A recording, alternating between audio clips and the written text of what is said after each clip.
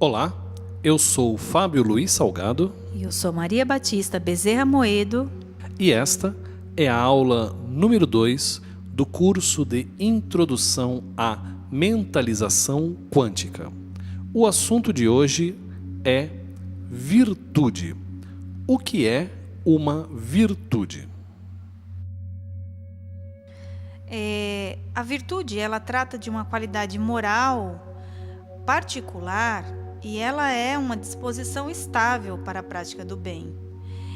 A virtude, ela é uma verdadeira inclinação, ela é uma índole revelada no hábito constante. Virtudes são qualidades morais ligadas à conduta humana. A virtude é um estado de ser, ela é um estado de estar. Ela, em relação a si mesma, a família e a sociedade, ela tem origem na ética. Há virtudes que são intelectuais, como em Maquiavel.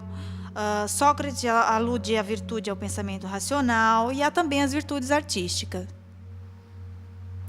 Uma pergunta que algumas pessoas já me fizeram seria a seguinte: as pessoas nascem, vivem e morrem com as suas virtudes inabaláveis?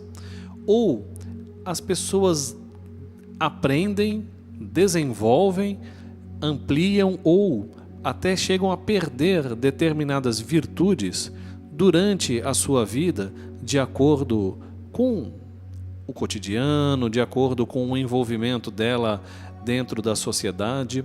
Ou são as virtudes, digamos assim, dons, ou outra forma que queira dizer, mas, em um certo sentido, elas são imutáveis, talvez assim? Bom, sendo a virtude uma disposição estável para a prática do bem, não há como perdê-la. O que se perde, no caso, é uma parcela do teor virtuoso. Isso pode ocorrer e, na verdade, dá até um toque de equilíbrio, porque se a pessoa é excessivamente virtuosa, isso também beira um vício, na verdade. Porque ela não pode ser nota 10 numa determinada virtude, em razão dela poder comprometer uma parcela de outras virtudes que ela possua. Não que as virtudes se conflitem, porém, seria o ideal que ela tivesse essas virtudes em equilíbrio, né? O tom certo e o teor certo de cada virtude. Ser mediano, né? A virtude está no caminho do meio, como diz o mestre, né? Então, seria o homem mediano, virtuoso, porém não supra-virtuoso, né? Não, o super-homem de Nietzsche, ele não fala do homem super-virtuoso, ele fala apenas e tão somente do homem com virtudes. E as virtudes, elas também podem acabar gerando, em determinadas pessoas, uma forma de agir ou de ser que pode até incomodar aquele círculo com a qual a pessoa esteja envolvida, porque muitas vezes o que é uma virtude para alguns pode acabar parecendo defeito para outros. E também é possível que uma pessoa tenha 3, 4 ou quantas virtudes forem possíveis, colocando na balança: poxa, mas essa pessoa não tem defeitos, ela só tem virtudes. É possível também existir algumas pessoas assim? Existem, essas pessoas beiram o exagero, não estou querendo julgá-las, não as julgaria, mas assim, elas incomodam sim os seus círculos, alguns dos seus círculos, porque na verdade essas virtudes estão trazendo benefícios psicológicos profundos para ela. Porém, para algumas pessoas isso realmente pode incomodar e pode gerar uma certa dose de conflitos, digamos assim. Mas uma pessoa com determinada virtude, ela também não teria uma sensibilidade de perceber que ela está afetando ou influenciando de forma negativa aquele círculo em relação à virtude que ela tem? Ou às vezes a pessoa pensa assim: eu sou bom nisso aqui, eu vou fazer assim mesmo, e cada um, uma frase um pouco até banal, cada um que enxergue da forma que quiser, né?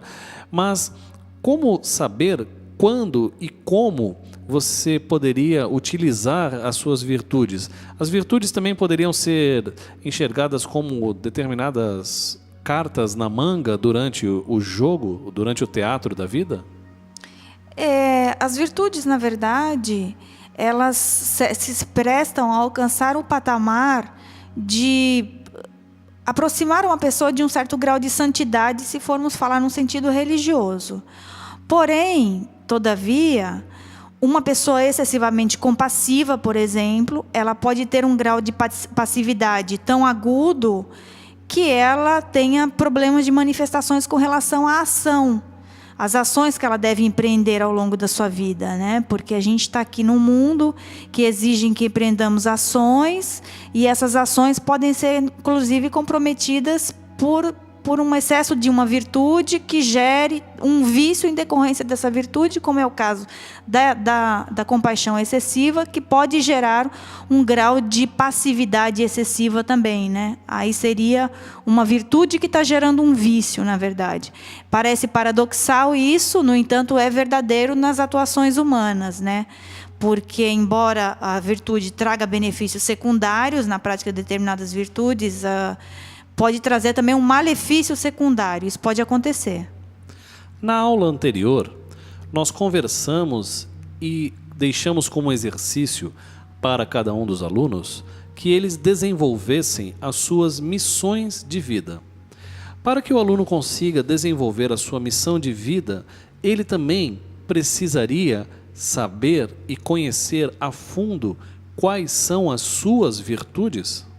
Sim, deveria conhecer, sim, idealmente deveria conhecer as suas virtudes e também os seus pontos fortes, que não necessariamente são virtudes. Há pessoas que confundem qualidades ou predicados com virtudes. Virtudes é de um caráter moral que alcança a ética, na verdade. Não necessariamente que seja um ponto forte somente, tão somente um ponto forte da pessoa. Sobre os pontos fortes, sobre as diferenças entre virtude, qualidades, nós estaremos falando numa aula futura a respeito de virtudes. Agora, como um exercício importante para os nossos alunos, vamos deixar que você, durante a semana, você tente encontrar quais são as suas virtudes e tomar um cuidado para que você consiga diferenciar o que é uma virtude e o que seria uma qualidade. Vamos tentar traçar aqui um comparativo entre uma certa virtude e uma qualidade, e que no caso também pode ser visto como uma conduta, porque são muito próximos. E o que estaria sendo simples e fácil para que você entenda o que você tem de virtude. Existem alguns exemplos de virtudes que nós podemos citar aqui para que o aluno saiba se ele possui, se ele não possui, mas o aluno também, durante a semana, é importante pesquisar sobre esse tema e tentar descobrir uma, duas ou quantas forem as suas virtudes. A diligência, por exemplo, ela é uma virtude. Ela é uma virtude que significa amor, aquele que ama, aquele que é hábil, aquele que é excelente, que está próspero e que está em estado de prontidão. A diligência é uma virtude e é diferente, por exemplo, da persistência. A persistência não é uma virtude necessariamente, ela é um ponto forte da pessoa, mas não é uma virtude. A diligência, ela está elevada, comparada ao amor, ela é elevada a um patamar supraético, na verdade, quase como se fosse uma virtude teologal, no seu sentido real. Então, o diligente, ele possui iniciativa, ele não procrastina, ele põe o coração no que está desempenhando, mas ele é, acima de tudo, supraético, né? O diligente, ele está numa conduta supraética. Então, assim, diferente, como já dito, da persistência, que é uma característica boa, porém é apenas um ponto forte. Então, definir os seus pontos fortes, pontos positivos, né? Ou definir as suas virtudes, quase é o mesmo exercício. Mas como que o aluno vai conseguir saber exatamente se ele tem uma virtude ou se ele tem um ponto forte. Seria então importante que ele anotasse tudo, ele anotasse todas as características dele, não apenas aquilo que ele pensa ou que ele acha que é virtude. E além disso, completando, também existe aquela questão sobre como você se vê, como as pessoas veem você e como você realmente é. Vamos falar um pouco disso para poder traçar exatamente quais seriam as nossas virtudes. Existe uma máxima da PNL que diz o seguinte: mapa não é território. Ou seja, o que a pessoa realmente é seria o território. O que ela pensa que ela é mapa. E o que as pessoas pensam que ela é também é mapa. A visão de cada um, particularizada, a verdade relativa de cada um, ela é o mapa. A verdade absoluta é o território, porque a verdade absoluta ela existe independentemente da opinião das pessoas, do histórico de vida, da trajetória de cada um. Então, assim, mapa está ligado a cada trajetória de vida, ao histórico de vida da pessoa.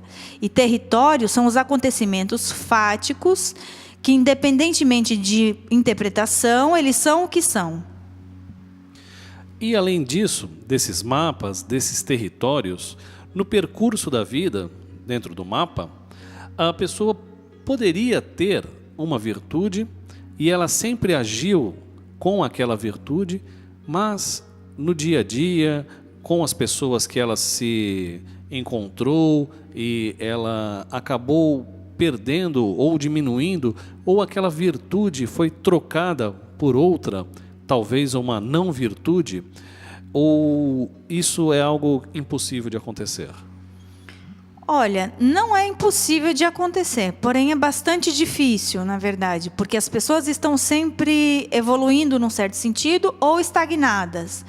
Mas a regressão, ela não é muito considerada, que uma pessoa regrida moralmente ou eticamente. Pode acontecer sim, mas como medida de exceção. Não é comum e não é tido como uma coisa natural, porque natural é o princípio evolutivo. E a partir desse princípio de evolução, seria possível que a pessoa traçasse como exercício 10 características próprias e nenhuma dessas características sejam reais virtudes, sejam apenas qualidades, mas que a pessoa, por algum motivo, ela começou a querer buscar um altíssimo grau de excelência e ela queira buscar e queira atingir o máximo em todas essas virtudes que ela julga ter ou em todas essas qualidades que ela julga ter, e ela faz isso uma missão de vida, por exemplo. Ela pode estar achando que a missão de vida dela é ser excelente em todos os aspectos de virtudes positivas. Isso também é possível de acontecer? É possível que uma pessoa queira alcançar esse patamar, porém essa é uma virtude mais das religiões, mais de algumas filosofias, onde as pessoas buscam alcançar a perfeição, né? A perfeição, ela é tida como uma coisa ainda não propriamente humana, né? O que é humano é a excelência, né? A pessoa alcançar o máximo ponto. A perfeição já seria um arquétipo de alguma coisa. Por exemplo, a perfeição de um jogador de futebol. Um jogador de futebol perfeito, que não erra, ele se torna um arquétipo, né? O arquétipo do jogador de futebol. Então, assim, a pessoa que alcança a perfeição numa determinada virtude, por exemplo, ela pode se tornar um arquétipo. É bem possível. E nesse caso, como exemplo, traçando algumas pessoas que já passaram pela história da humanidade, algumas pessoas que tiveram altíssimo grau de excelência porque tentaram buscar a perfeição, mas o máximo que o ser humano alcança é a excelência em alto grau. Quais pessoas poderíamos citar e, dentro dessas pessoas, em quais aspectos poderíamos citar algumas das virtudes que esses grandes nomes da humanidade trouxeram e nos mostraram como sendo os suprassumos da excelência naquelas determinadas virtudes deles. E uma virtude não apenas, ela pode também ser direcionada ao bem. A virtude também, dependendo do uso e da forma pela qual ela é utilizada, ela também pode ser direcionada para o mal. Então, que exemplos poderíamos citar em alguns aspectos? Eu posso citar, por exemplo, Nelson Mandela. Nelson Mandela ficou preso durante 30 anos, 20 dos quais dentro do ambiente prisional, mais 10 anos de prisão domiciliar. Ele tinha como principal virtude, em minha opinião, a serenidade. Ele era manso, tinha calma controlada, sabia fazer um bom exercício refletivo dentro dessa serenidade, reflexivo, no caso. Nelson Mandela foi um exemplo de homem, todos sabemos, e uma pessoa extremamente virtuosa em muitos sentidos. Mas eu penso que a serenidade com que ele encarou toda essa situação foi a principal virtude dele, foi a principal virtude de Nelson Mandela.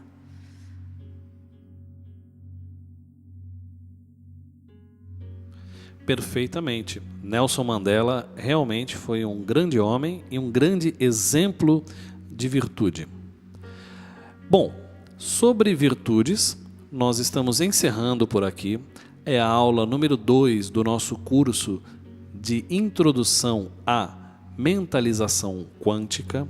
E o exercício da semana é que você faça uma lista de suas virtudes e de suas qualidades. E que você pesquise um pouco sobre virtudes e sobre qualidades para que você consiga tentar definir exatamente o que é virtude e o que é qualidade.